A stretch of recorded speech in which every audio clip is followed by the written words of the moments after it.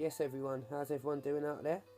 Just been asked to drop a little note to inform you about what we've been doing today. We have been researching police corruption, and even though we've been doing it individually, and at the end of the week we will come collectively and speak on our findings and discuss how best to deliver that in a manner that everyone understands.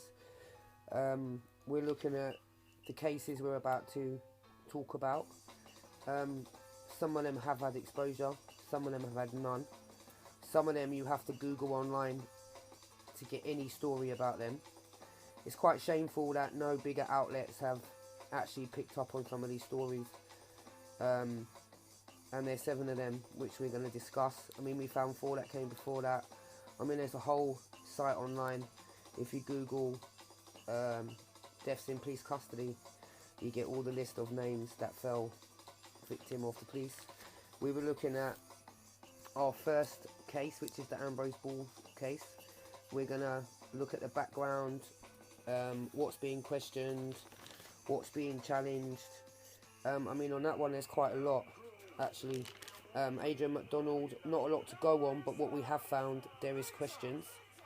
Henry Hicks is the same, even though he's had exposure, there's still unanswered questions. I mean, all 3 cases, I think you can clearly see that there is some sort of police corruption going on there.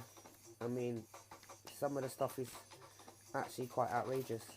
What we're going to do is then talk about it and see where we can link it into the headings that we've come up with, and with the evidence that we collect, show the police that actually there is evidence on you and it's time to hold your hands up, like you tell us when you're in your class, you know, take your responsibility and go about your business. Well, you need to go about yours, so, and you need to leave us alone.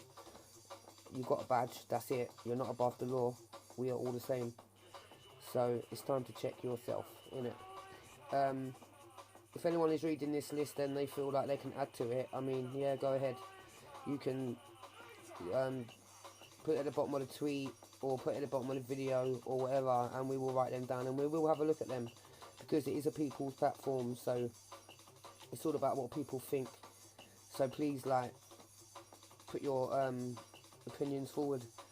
We will then go to an hour or an hour and a half long one where we discuss the whole subject, and then maybe after that do a live feed where we talk to some of the families of the victims of the police and how it feels to be part of that from street level, being involved from deep inside where you're fighting the police and they're dismissing you. So we want that sort of thing as well. So until then, be blessed.